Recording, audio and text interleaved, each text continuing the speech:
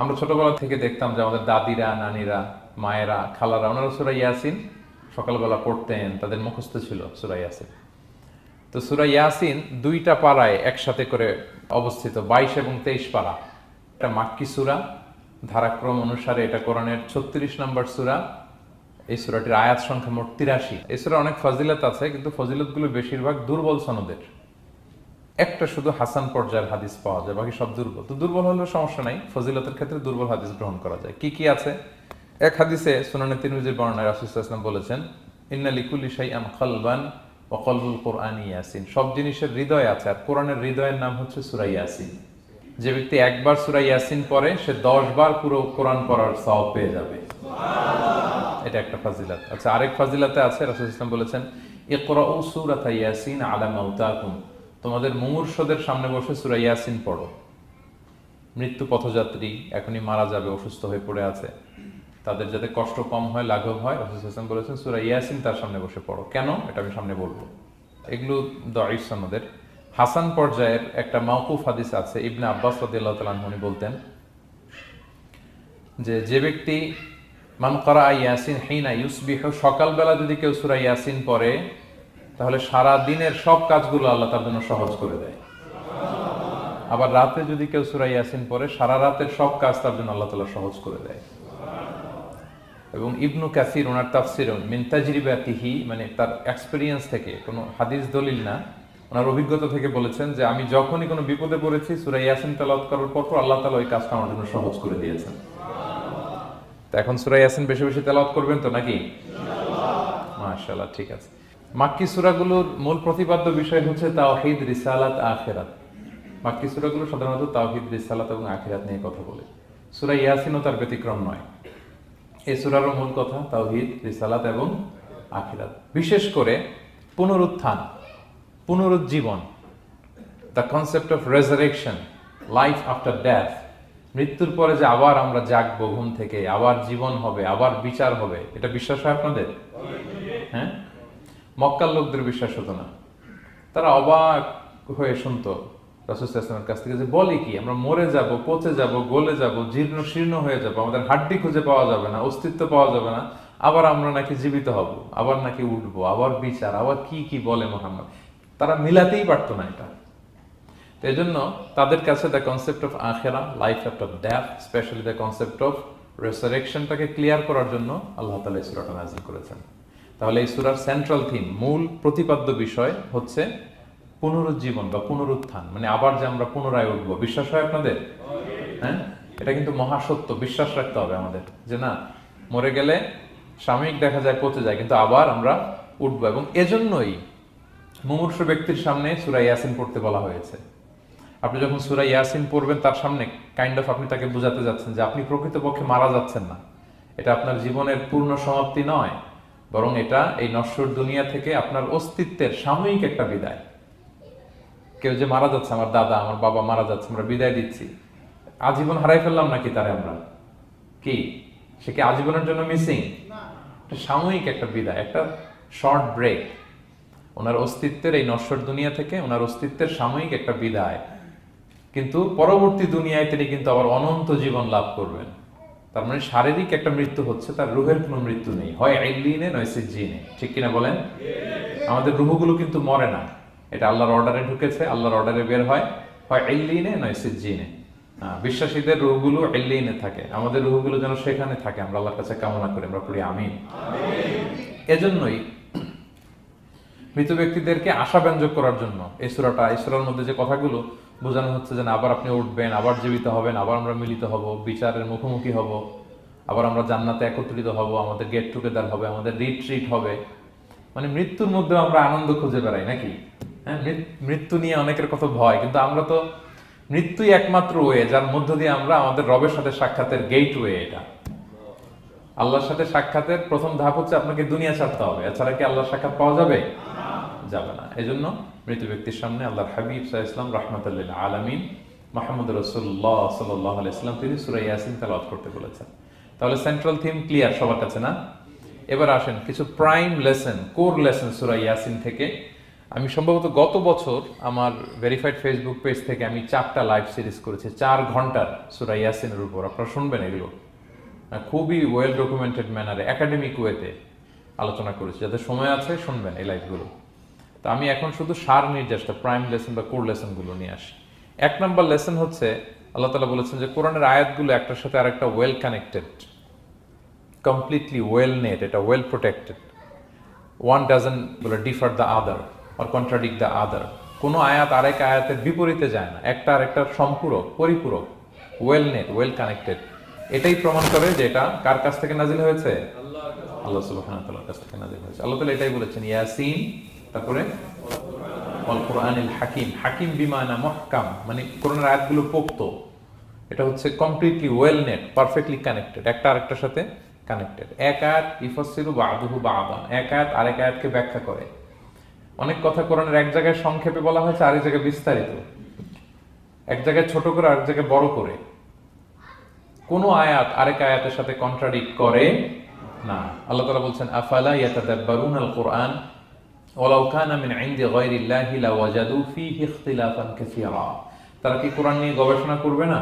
এই কোরআন যদি আল্লাহ ছাড়া অন্য কারো কাছ থেকে নাজিল হতো তাহলে তারা কোরআনের মধ্যে অনেক বিরোধ দেখতে পেত, পরস্পর বিরোধ, অনেক বিরোধ দেখতে পেত। কিন্তু কোরআনের ভেতরে এই পুরো 30 পারায় কোথাও কি এক আয়াতের সাথে আরেক আয়াতের কন্ট্রাডিকশন আছে? কোনো বিরোধ আছে বলেন? না, এটা ওয়েল নেট, ওয়েল কানেক্টেড। অন্য আয়াতে আল্লাহ বলছেন লা ইয়াতিহিল বাতিলু মিন বাইনি ইয়াদাইহি ওয়ালা মিন খালফি। সামনে থেকে পেছন থেকে কোরআনে কোনো বাতিল অনুপ্রবেশ করতে পারে না, কারণ তানজিলুম মিন হাকিমিন হামিদ, এটা প্রজ্ঞাময় প্রশংসিত আল্লাহর পক্ষ থেকে এটা প্রোটেক্টেড একটা কিতাব নাজিল হয়েছে। ফলে এটা কিয়ামত পর্যন্ত প্রোটেক্টেড থাকবে। এক আয়াত আরেক আয়াতের ব্যাখ্যা করে দেয়, এটা হচ্ছে একটা ব্যাখ্যা। আবার আল কোরআনিল হাকিম মানে হচ্ছে বিজ্ঞানময় কোরআন। কোরআনের মধ্যে অনেক বিজ্ঞানের কথাও আছে।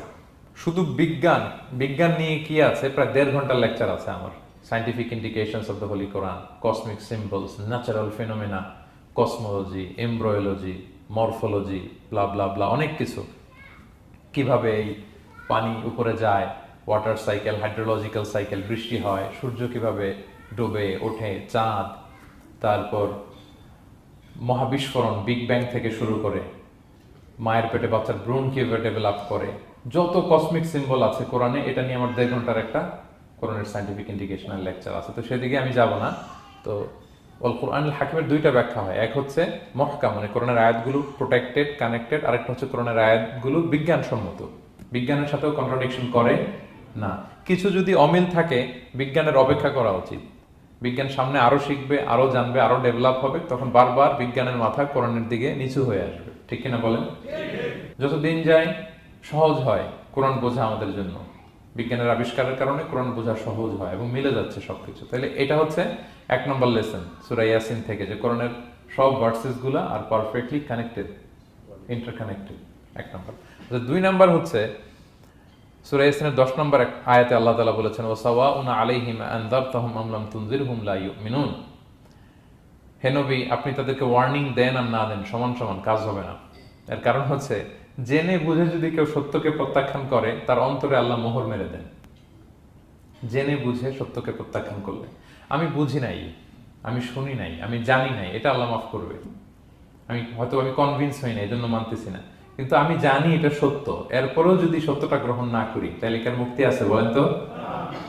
না, তাহলে মুক্তি নেই। এজন্য যারা সত্যান্বেষী তাদেরকে আল্লাহ পছন্দ করেন। ভুল করে না এরকম কোনো মানুষ নাই পৃথিবীতে। সবাই আমরা ভুল করি, সবার ভুল হয়, এটাতে কোনো অসুবিধা নেই। কিন্তু জেনে আমি সত্যকে মানবো না, এটা আল্লাহ কখনো মেনে নেয় না। অন্য আয়াতে সূরা বাকারা আল্লাহ বলছেন খতামাল্লাহু আলা কুলুবিহিম ওয়া আলা সামঈহিম ওয়া আলা আবসারিহিম গিশাওয়া ওয়া লাহুম আযাবুন আযীম। যারা জেনে বুঝে সত্যকে মানে না, নেগলেক্ট করে, তাদের অন্তরে আল্লাহ সিল গালা মেরে দিয়েছেন, কর্ণকুহরে ছিপি ঢুকিয়ে দিয়েছেন, চোখের সামনে পর্দা, আর কিছু দেখে না। কারণ ওরা সত্যটা মানতে চায়, নিয়তি করে ফেলছে যে আমি মানবো না। কেউ যদি নিয়ত করে ফেলে যে আমি বুঝবো না, যত বুঝাক তারা বুঝানো যাবে। আমরা বাংলা একটা কথা বলি না যে ঘুমিয়ে থাকলে তাকে জাগানো সহজ, কিন্তু ঘুমের ভান ধরলে, ভান ধরে আসলে তো ধাক্কা মারতেছি, টানতেছি, ওকে উঠবে ঘুম থেকে না। এটার উদাহরণ দেখেন আবু জাহেল আর ওমরে ফারুক রাদিয়াল্লাহু তাআলা আনহু। দুইজনই ইসলামের শত্রু ছিল, ইসলাম বিরোধী ছিল। কিন্তু ওমর ফারুক রাদিয়াল্লাহু তাআলা আনহু ছিলেন সত্যান্বেষী, সত্য শুনলেই মানতেন। কিন্তু আবু জাহেল ছিল তার বিপরীত, সে ছিল গোড়া, অহংকারী, ইগোইস্টিক সমস্যা ছিল তার। সে জানতো যে আল্লাহর হাবিব সাল্লাল্লাহু আলাইহি ওয়াসাল্লাম আল্লাহর পক্ষ থেকে নাজিল হওয়া আসা একজন রাসূল, কোরআন আল্লাহর পক্ষ থেকে নাজিল হওয়া একটা কিতাব, জানার পরেও সে মানে নাই, ফলে তার নসিবে হেদায়েত জোটে নাই। কিন্তু ওমর ফারুক রাদিয়াল্লাহু তাআলা আনহু কিছুদিন পরেই উনি শাহাদা পড়ে ফেলছেন এবং রাসূল সাল্লাল্লাহু আলাইহি ওয়াসাল্লাম দোয়া করেছিলেন যে আল্লাহ আল্লাহুম্মা আইজ্জাল ইসলাম বি আহাব্বি হাযাইনির রাজুলাইনি ইনদাক, আল্লাহ দুজন লোকের যাকে তোমার ভাল লাগে তাদের একজনকে ইসলামের ছায়াতলে এনে তুমি ইসলামটাকে শক্তিশালী করো। একজন হচ্ছে আবু জাহাল, আরেকজন হচ্ছে ওমর। আল্লাহ তাআলা কার জন্য দোয়াটা কবুল করেছেন বলেন তো? ওমর ফারুকের জন্য। কারণ ওনার হৃদয়টা সাদা ছিল, সাদা মনের মানুষ, কলবে সালিম, সত্য যেখানে ওইটাই উনি গ্রহণ করতেন, সত্যের সামনে দুর্বল ছিলেন। আর আবু জাহেল জেনে বুঝে সত্যকে প্রত্যাখ্যান করেছে। সো 2 নাম্বার শিক্ষাটা আমরা যেটা পেলাম, যে জেনে বুঝে সত্য প্রত্যাখ্যান করলে আল্লাহ তার জন্য হেদায়েত বরাদ্দ রাখেন না। এজন্য আমরা আমাদের বাকি জীবনটুকু আমরা এই মেন্টালিটি, মাইন্ডসেট যেন আমাদের থাকে যে সত্য দেখলেই আমরা মানবো, যেখানেই সত্য ওইটাই আমি গ্রহণ করবো। কি বলেন? এটা যদি আমার বিরুদ্ধে যায়, আমার দলের বিরুদ্ধে গেলে, বাবার বিরুদ্ধে গেলে, মানতেই হবে আমাকে। সত্য যেখানে আছে ওখানেই আমাদেরকে ছুটে যেতে হবে। দুটো চলে গেল। 3 নাম্বার হচ্ছে, আমরা পৃথিবীতে যা করি আমরা অনেক সময় মনে করি যে দরজা বন্ধ করে দিলে, সুইচটা অফ করে দিলে আর বুঝি কেউ দেখে না। তা আসলে আমরা আসমানি বিশেষ নজরদারির ভেতরে আছি, এটা আমরা ভুলে যাই যে সবার চোখ ফাঁকি দেয়া গেল, একজনের চোখ ফাঁকি দেয়া যায় না। তিনি কে বলেন তো? লা তুদরিকুল আবসার ওয়া হুয়া ইউদরিকুল আবসার ওয়া হুয়াল লাতীফুল খাবীর। কেউ তারা দেখে না কিন্তু তিনি সবাইকে দেখে। কোন চোখ তাকে দেখে না কিন্তু তিনি সব চোখগুলোকে দেখে। তাহলে 3 নম্বর লেসন হচ্ছে, everything is recorded in well documented man. আমরা যা বলি, যা করি, যা লিখি, সবকিছু রেকর্ড করা হচ্ছে। কিন্তু সেদিন আপনি দেখবেন, ভালো করলেও দেখবেন, খারাপ করলেও আপনি দেখবেন। তার মানে সবকিছু লিপিবদ্ধ হচ্ছে, সংরক্ষিত হচ্ছে। এটা আল্লাহ কোথায় বলেছেন? সূরা ইয়াসিনের 12 নম্বর আয়াত। আল্লাহ বলেন, নাকতুবু মা কদ্দামু ওয়া আসারহুম, তারা যা আমল করেছে আমি লিখে রাখি। ওয়া আসারহুম, এবং যা তারা দুনিয়ার জন্য রেখে গিয়েছে তাও লিখে রাখি। মানে এনি অ্যাকশন দে লেফট বিহাইন্ড, এনি ইফেক্ট দে লেফট বিহাইন্ড। এটা সাদাকায়ে জারিয়া বা গুনায়ে জারিয়া। সাদাকায়ে জারিয়া হচ্ছে আপনি একটা ভালো কাজ করছেন, ধরেন যে দ্বীনি জ্ঞান শিক্ষা দিচ্ছেন।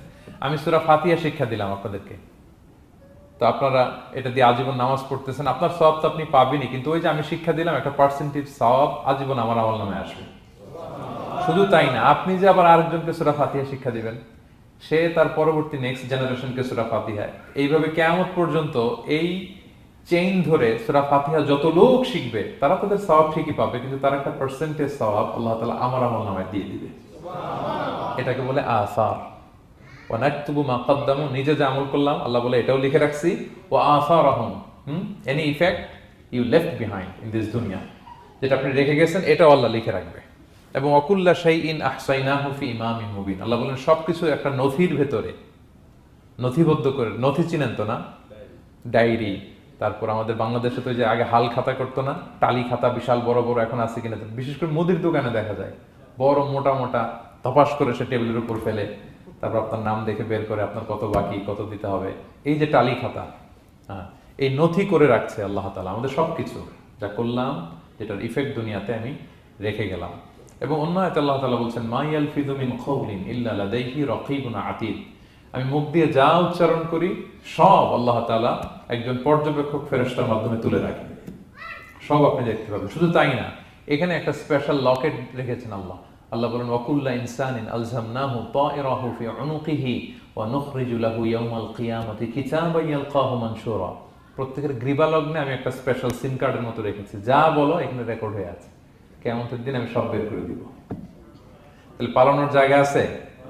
That means we are under surveillance, 24/7 আল্লাহ তাআলা মনিটর করছেন। এবং এই বিশেষ আসমানি নজরদারি থেকে আমরা কেউই মুক্ত না। তাইলে লাইট বন্ধ করে দিলেন, দরজা আটকায় দিলেন, কেউ দেখে না, না? কেউ যেটা দেখে না সেটা দেখেন কে? আচ্ছা, 3টা জেনে গেলেন। 4 নম্বরে হচ্ছে, পৃথিবীতে সব নবীরা এক মিশন এবং ভিশন নিয়ে এসেছে। সব নবীরা লা ইলাহার দাওয়াত দিয়েছে, তাই না? এক আল্লাহর দাওয়াত দিতে। আচ্ছা, কখনো কি এমন হয়েছে কোন নবী এসে বলছে যে আল্লাহ একজন, আবার আরেক নবী এসে বলছে না আল্লাহ দুই তিনজন হইতে পারে? হ্যাঁ, বলছে?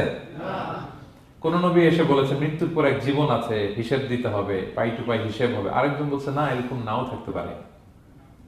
এরকম এক নবী এক কথা, আরেক নবী আরেক কথা হয়েছে? এগুলো নবীদের মধ্যে হয়, কবিদের মধ্যে হয়। এক কবি এক কথা বলে, আরেক কবি, এক দার্শনিক এক কথা বলে, আরেক দার্শনিক আরেক কথা, এক রাজনীতিবিদ এক কথা, আরেক রাজনীতিবিদ আরেক, এদের মধ্যে ধাক্কাধাক্কি হয়। কিন্তু নবীদের মধ্যে কথার মধ্যে এগুলো আছে? কারণ তারা মন গড়া কথা বলে না। ওমা ইয়ানতিকু আনিল হাওয়া ইন হুয়া ইল্লা ওয়াহয়ু ইউহা। তাদের কথা আসে একটা হেডকোয়ার্টার থেকে। হেডকোয়ার্টারটা কার? আসমানি রেভেলেশনের বেসিসে ওনারা কথা বলেন। মন গড়া কোনো নবী কোনো কথা বলেন না। তাহলে 4 নম্বর শিক্ষা হচ্ছে সব নবীর মিশন ভিশন এক। এজন্য তাদের মধ্যে একটা কোঅপারেশন ছিল। সূরা ইয়াসিনে চমৎকার একটা ঘটনা আছে। একটা জনপদের নাম উল্লেখ করা হয়নি, কিন্তু কোন কোন মুফাসসির বলেছেন এটা তুরস্কের আন্তাকিয়া জনপদে আল্লাহ একটা কাজে, দাওয়াতি কাজে 2 জন নবীকে পাঠালেন। কয়জন? 2 জন।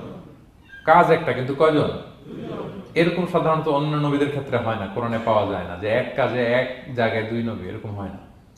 এক্সেপ্ট মুসা আলাইহিস সালাম, ওনার কথা বলার জড়তা ছিল, তো উনি আল্লাহকে বলেছেন আল্লাহ আমাকে যেই তাওরাত দিয়ে পাঠালেন আমি তো কথা ক্লিয়ারলি বলতে পারি না, জড়তা, মামলিং হয় আমার মুখে।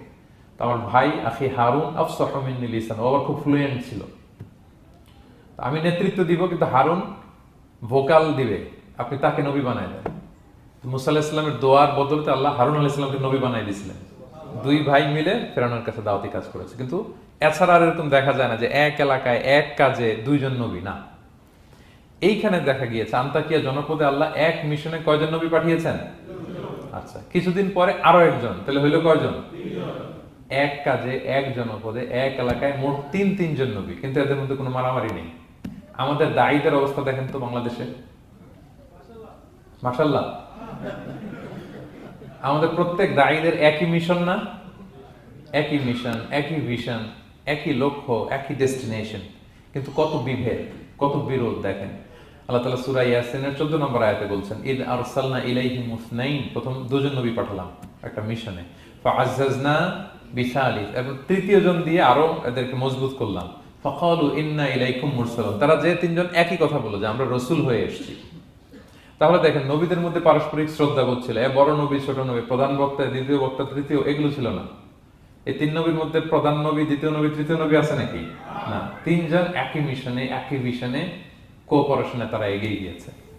তো দেখেন আমরা যারা কোরআনের দায়ী, আমরা তো নবীদের কাজটাই করি, ফলে আমাদের মধ্যে এই কোঅপারেশন থাকতে হবে, এই রেসপেক্ট থাকতে হবে। আমি ব্যক্তিগতভাবে খুবই লজ্জিত যে আমাদের এই দাওয়া অঙ্গনটাকে আমরা কলুষিত করে ফেলেছি।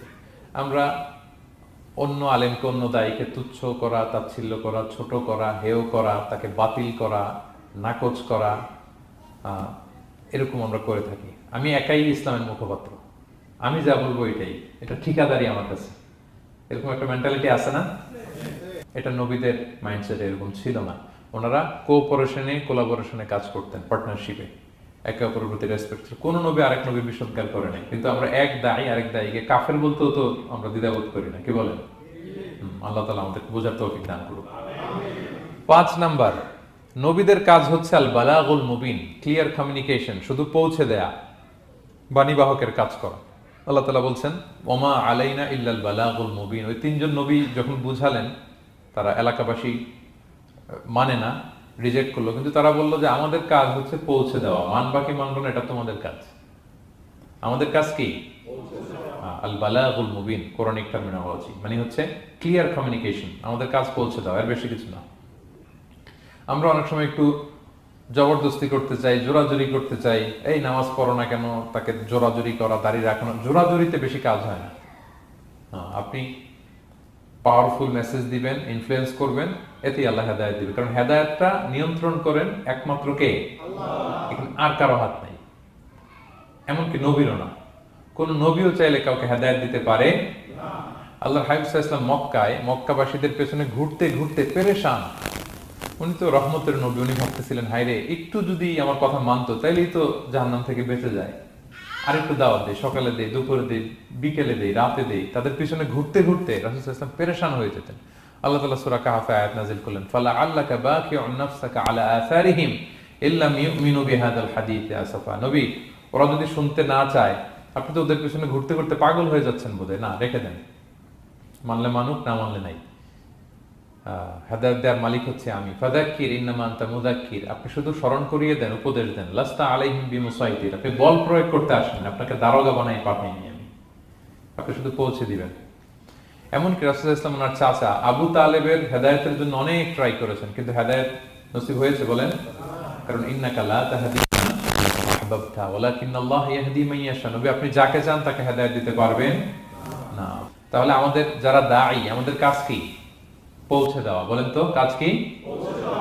নাকি বল প্রয়োগ করা, জোরাজুরি করা?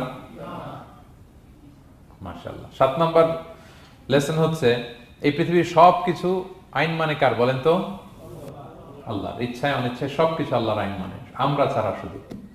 আকাশ, জমিন, বাতাস, বৃষ্টি, মেঘমালা, পাহাড়, সাগর, নদী, সূর্য, চন্দ্র, সব আইন মানে কার? আল্লাহর আইন মানে। সে কথা আল্লাহ বলছেন, ওয়াশ-শামসু তাজরি লিমুস্তাকাররিল লাহা, আমি সূর্যের জন্য একটা গতিপথ দিয়েছি, কক্ষপথ, অক্ষপথ, সে ওইদিকেই ঘুরে, ওরা ঘুরতে বলছে ও ঘুরে, এর কোনো ব্যত্যয় নাই। যালিকা তাকদীরুল আজিজিল আলিম, এটা আমি আল্লাহ ফিক্স করে দিয়েছি। ওয়াল কামারা কাদ্দারনাহু মানাজিলা হাত্তা আদা কাল উরজুনিল কাদিম, আর চাঁদকে আমি 30টা মঞ্জিল দিয়েছি। দেখবেন চাঁদ কিন্তু এক জায়গায় উদিত হয় না, 30 দিনে 30 জায়গায়, পুরো মাস ব্যাপী এদিক থেকে ওদিকে শুধু ঘুরে। এটা আল্লাহ ফিক্স করে দিয়েছে, এটা ওর বিধান। আমাদের জন্য কোরআন বিধান হিসেবে দিয়েছে, আমরা মানি না, কিন্তু প্রত্যেক প্রাণীর জন্য, সৃষ্টির জন্য যে বিধান আল্লাহ ফিক্স করেছেন, ওরা ওইটাই মানে, এর একটু একচুল পরিমাণ ডান ব্যয় করে না। সুবহানাল্লাহ, সুবহানাল্লাহ। সো জগতের সবকিছু আল্লাহর দেয়া বিধান মেনে চলে, কারণ গোটা জগৎটাই তো তার। গোটা জগৎটা কার বলেন? ফলে আইনও চলবে তার। আমরা যেন আল্লাহর সবগুলো আইন মেনে চলি। 8 নাম্বার হচ্ছে, এই যে আমরা জান্নাতের কথা শুনি, কিয়ামতের কথা শুনি, আখিরাতের কথা শুনি, একদিন আমরা এটা চাক্ষুষ দেখতে পাবো, তখন আমাদের এই বিশ্বাসটা আরো প্রগাঢ় হবে। মৃত্যুর পরে যে আমাদের লম্বা ঘুম, এই আমাদের নিদ্রা ভঙ্গ যেদিন হবে, সেদিন আমরা সব দেখতে পাবো, চাক্ষুষ কিয়ামতের সবকিছু। সেটা আল্লাহ তাআলা বলছেন, নুফিখা ফিস সূরি ফাইদাহুম মিনাল আজদাসি ইলা রাব্বিহিম ইয়ানসিলুন, ইসরাফিলের সিংগার ফুৎকারে সেদিন সব মানুষ জেগে উঠবে। আপনারা ইসরাফিল আলাইহিস সালামের নাম শুনেছেন? কে উনি? একজন ফেরেশতা। উনি বড় একটা সিংগায় ফুৎকার দিবেন। সৃষ্টির পর থেকে আল্লাহ ওনাকে একটা কাজের জন্য অ্যাসাইন করেছেন, শুধু ফু দিবে 3টা। কয়টা? আর কোনো কাজ আছে? দ্যাটস ইট, দ্যাটস ইট, শুধু 3টা ফু দিবে 3 বারে। ঠিক যে মুহূর্তে আপনারা এখন কথা শুনছেন, এই মুহূর্তে উনি ওই ট্রাম্পিট সিংহা নিয়ে আরশের দিকে তাকায় আছে, কখন আল্লাহর আদেশ আসে, 1 সেকেন্ডও যেন দেরি না, চোখের পলক যাতে দেরি না হয়ে যায়, তাকিয়ে আছেন উনি।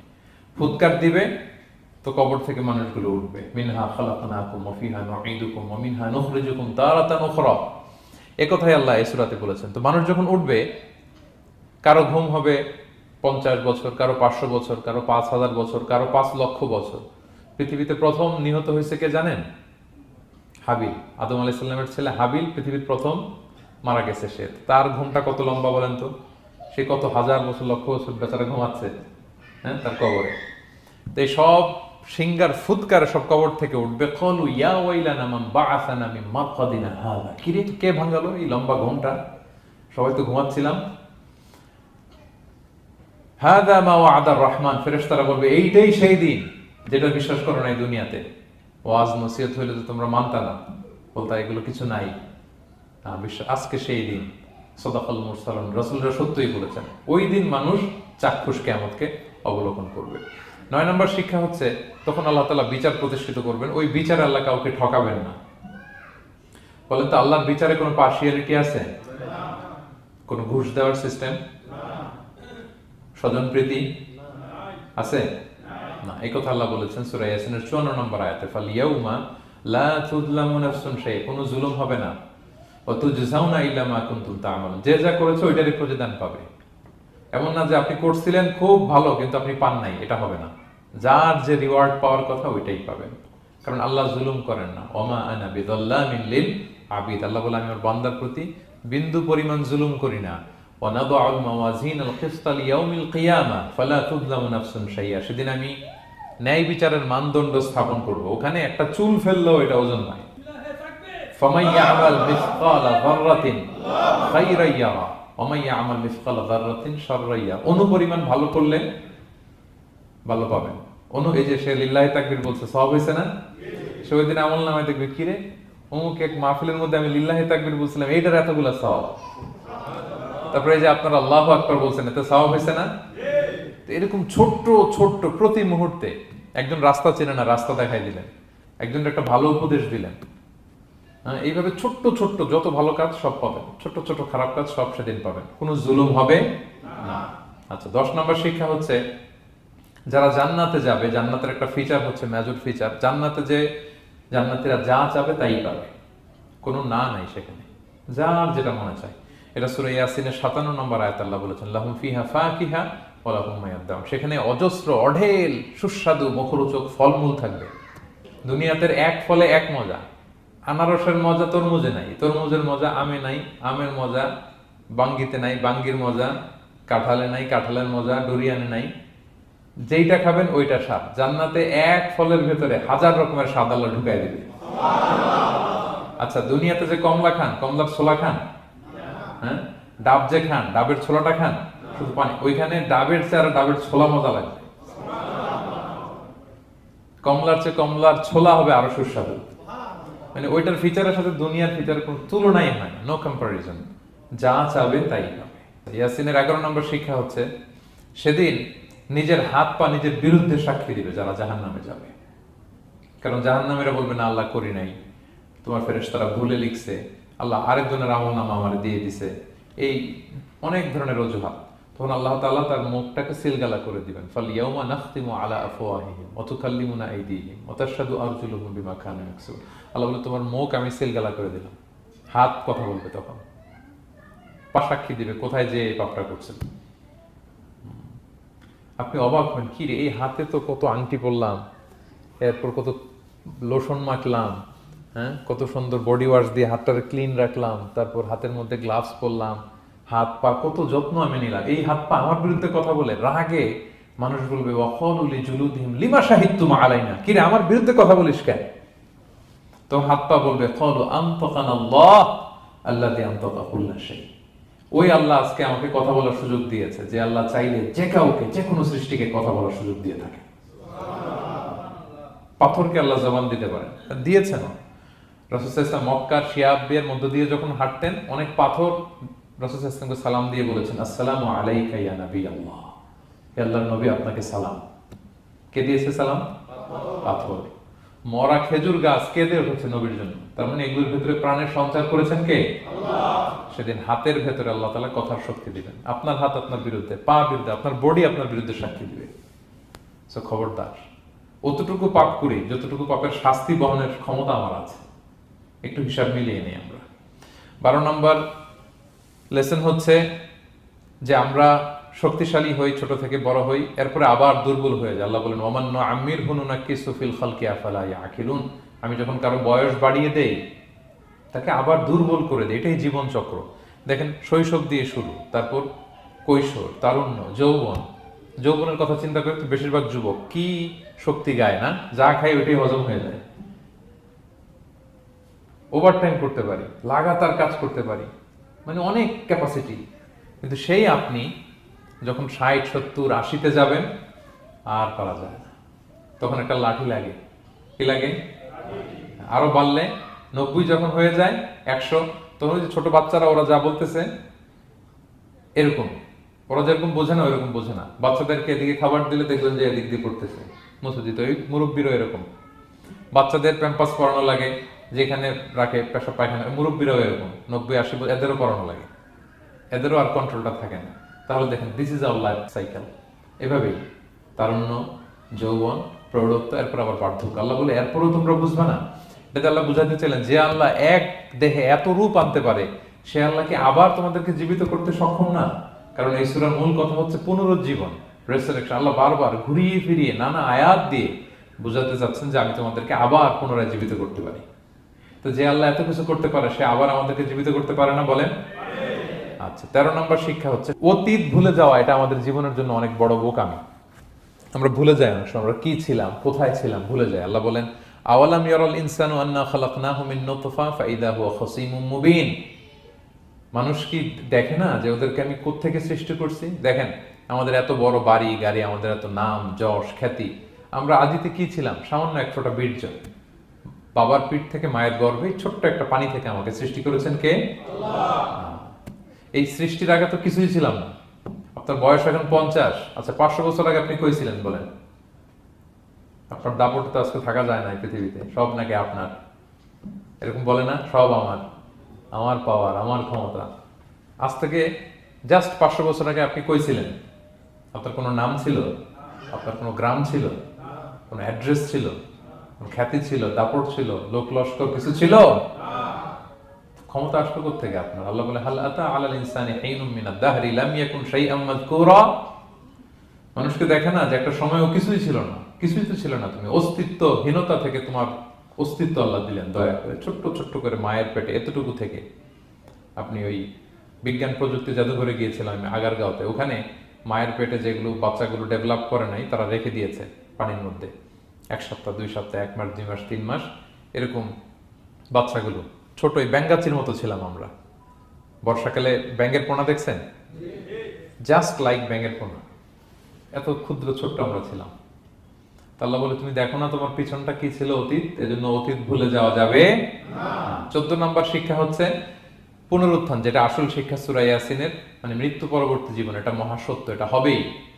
হ্যাঁ, লম্বা আয়াত, আমি শুধু মূল কথাটা বলি। আস ইবনে ওয়াইল মক্কায় রাসূল সাল্লাল্লাহু আলাইহি ওয়াসাল্লামের কাছে একটা মরা লাশের হাড্ডি, কঙ্কাল থেকে হাড্ডি এনে, এটা 100 বছর আগের হাড্ডি, এরকম হাত দিয়ে গুঁড়া করে এটা পাউডার হয়ে গেছে। রাসূল সাল্লাল্লাহু আলাইহি ওয়াসাল্লামের কাছে এসে ভাবে একটা ফু মারলো, ফু দেওয়ার সাথে সাথে এটা বাতাসে মিলে গেছে। তো বলতেছে মুহাম্মদ, এই যে কঙ্কালের এই পাউডারটা, তুমি বলতেছো এইটারে আল্লাহ জীবিত করবে, এটারে রিকনস্ট্রাক্ট করবে, কি বলো তুমি? What are you talking about? এটাও সম্ভব? আল্লাহ এই কথাটা সূরা ইয়াসিনে তুলে ধরলেন যে দারাবা লানা মাসালান ওয়া নাসিয়া খালকা ক্বালা মান ইউহিল ইযামা ওয়া হিয়া রামীম। এটারে কে আবার জীবিত করবে? এটা তো জীর্ণ শীর্ণ ধুলা বালু পাউডার হয়ে গিয়েছে। আল্লাহ বলেন কুল, নবী আপনি ওয়াইলকে বলেন, ইউহিহাল্লাযী আনশাহা আউওয়ালা মাররা, ওই আল্লাহ সৃষ্টি করবেন যে এটারে প্রথমে বানাইছিলেন। এটার তো অস্তিত্ব ছিল না, অস্তিত্বহীন থেকে যখন আল্লাহ বানাইতে পারেন, এটা মরে যাওয়ার পরে তারে আল্লাহ আবারও বানাতে পারবেন, ঠিক কিনা বলেন? আচ্ছা বলেন, কোন জিনিস প্রথমে বানানো সহজ না দ্বিতীয়বার বানানো সহজ? দ্বিতীয়বার, তাই না? তো প্রথমেই যেহেতু আল্লাহ আমাদেরকে বানাই ফেলতে পারছে, মরে গেলে গলে গেলে পচে গেলে দ্বিতীয়বার বানানো কেন জন্য কঠিন হবে? কঠিন হলে তো প্রথমবার হওয়ার কথা ছিল, যেহেতু নমুনা ছিল না, আল্লাহর কাছে কোনো মডেল ডিজাইন ছিল যে এটার আলোকে এটা ছিল? তো সেই আল্লাহ যখন আমাদেরকে বানাই ফেলতে পারছেন প্রথমবার, দ্বিতীয়বার কি তার জন্য কঠিন না সহজ? তখন বিষ্ণু ইসলাম বললেন যে এই পাউডার, তুমি যে কঙ্কালের হাড্ডি ফু দিয়ে বললা, এটাকে আল্লাহ জীবিত করবেন, অনুরূপভাবে তোমাকেও জীবিত করবেন এবং তোমাকে জাহান্নামে নিক্ষেপ করবেন। আল্লাহ জাহান্নাম থেকে আমাদেরকে হেফাজত করুন। সহিহ মুসলিমের হাদিসে আল্লাহর হাবিব সাল্লাল্লাহু আলাইহি ওয়াসাল্লাম বলেন, ইন্না ফিল ইনসানি আযমান, মানুষের দেহে একটা হাড্ডি কণিকা আছে, লা তাকুলহুল আরদু আবাদা, এই হাড্ডি কণিকা জমিন কখনো খেতে পারে না। মানে আমাদেরকে কবর দিয়ে দিলে তো মাটি পুরো লাশটা খেয়ে ফেলে, 50-100 বছর পরে আর কিছুই থাকে না, আসলে আমাদের হাড় গোড়ও থাকে না, ওইটাও পাউডার হয়ে যায়, পোকামাকড় খেয়ে ভ্যানিশ। কিন্তু একটা জিনিস ছাড়া, আমাদের এই যে শির দ্বারা ব্যাকবোন, আমাদের স্পাইনাল কর্ডের একেবারে নিচে ট্রায়াঙ্গেল ছোট্ট একটা হাড্ডি কণিকা আছে, ত্রিভুজ আকৃতির, এটাকে ডাক্তারি ভাষায় বলে কক্সিক্স, টেইল বোন, পুচ্ছাস্তি বলে। এই ছোট্ট কণা, এইটা নষ্ট হয় না। আল্লাহ বলে এইটাকে বেইস ধরে আমি কিয়ামতের দিন তোমাদের সবাইকে আবার জীবিত করব। হিন্দুরা যে শ্মশানে লাশ পোড়ায়, সব পুড়ে যায়, কক্সিক্স পুড়ে নাই, ছোট্ট কক্সিক্স কোথা হয় জানেন? গরুর লেজটা যেখান থেকে শুরু হয় ওই জায়গায়, মানে আমাদের শিরদাঁড়ার একেবারে নিচের দিকে ছোট্ট একটা ট্রায়াঙ্গেল হাড্ডি কণিকা আছে, খুবই ছোট ট্রায়াঙ্গেল বোন পার্টিকেল, এটা থেকে আল্লাহ সৃষ্টি করে। এটা বিমানের ব্ল্যাক বক্সের মতো, বিমান জ্বলে পুড়ে যায়, সাগরের নিচে গেল ব্ল্যাক বক্স কিছু হয় না, জানেন?